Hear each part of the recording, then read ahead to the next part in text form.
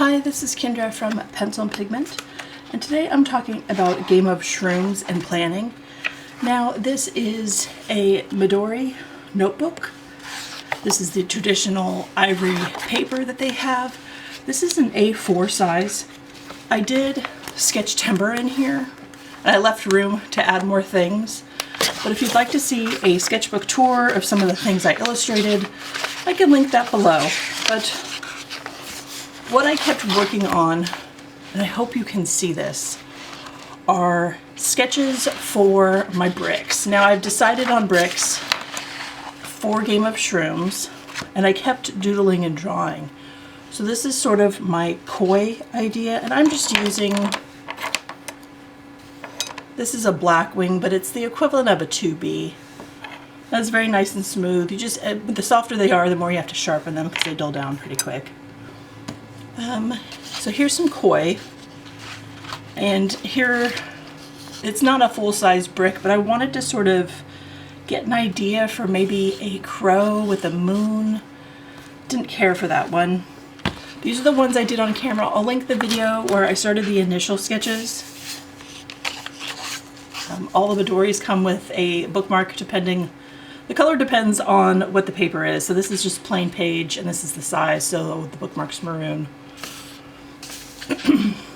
And I settled on, so for one of the bricks, it's going to be the tiger wearing a mushroom hat. I'm going to have a little hole for the ear, and I'm going to use the brick that's probably the most chewed up. Now I haven't cleaned these yet, and I'll get to why in a second, but that's the brick I'm going to use for this one. I toyed with the idea of doing some sort of serpent or snake with mushrooms growing out of it. We'll get to the ones I did choose. This is one, I'm going to use the brick that is the most symmetrical. And I wanted to try one that was about as much art as it is designed. So this is sort of a moth illustration with 3 mushrooms in the background. And that's going to be for one. And then the third one is going to be the koi with different mushrooms. But I played with the idea of like a crow holding one, or maybe having some wrapping its wing around some. This is from the previous video where I did illustrations and tried to figure out, maybe I could highlight the negative space, and I figured out a way to do that. But they look a little bit more eel. So these wouldn't be koi fish that are shaped like this.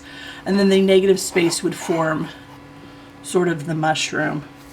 Now, last year I did many sketches and illustrations, and they're all loose leaf. I wasn't doing them in a sketchbook, so they're all floating around. So I'm really glad that I started using one. That way I have these for reference for next year. So if I come up with some ideas, or I get stuck anywhere and I want to revisit some of this as inspiration for next year, I have that available to me. You know, if I want to reconsider a serpent or maybe a dragon or something, I can maybe come up with something that would then work. So those are the 3 illustrations I chose. Now for cleaning the bricks, I'm gonna have to pressure wash them because they've been outside for quite a while. So I don't own a pressure washer, but my neighbor does.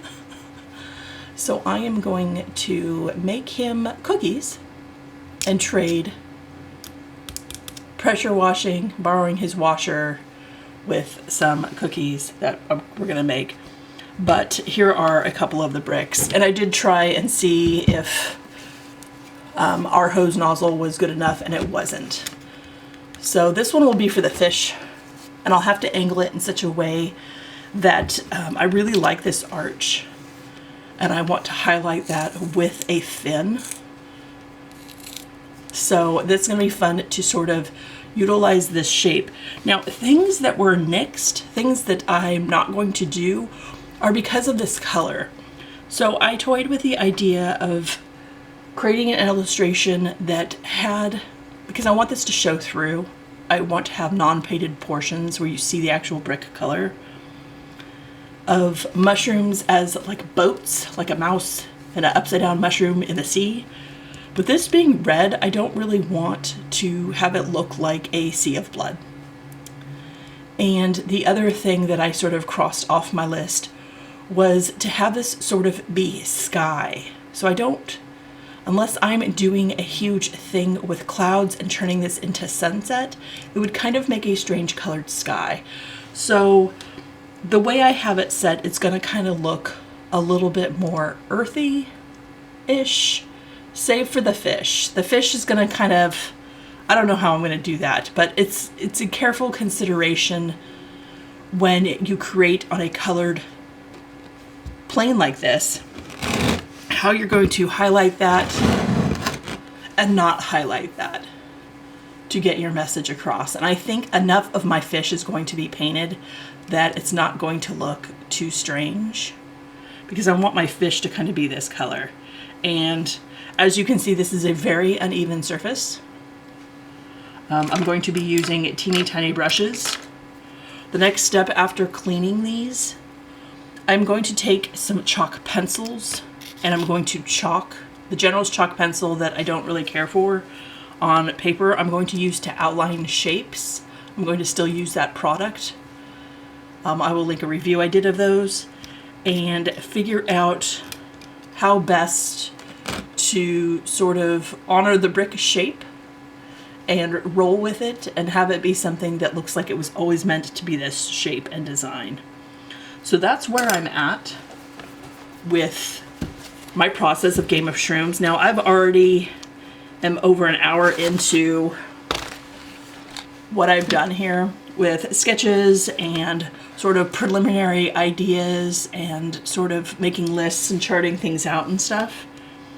And I haven't even started painting yet. So I hope this kind of gives you an idea of what this portion looks like. And then next Tuesday, I will show you things sketched out and laid out on the clean bricks, and I will start painting. And with things like this, it is a layers game. It is layer upon layer upon layer upon layer. So you have to lay down the first layer and think of shadow and then highlight and things. So that's going to get really, really interesting next Tuesday. I hope this helps. I hope you have a wonderful day, and I will talk to you tomorrow. Bye.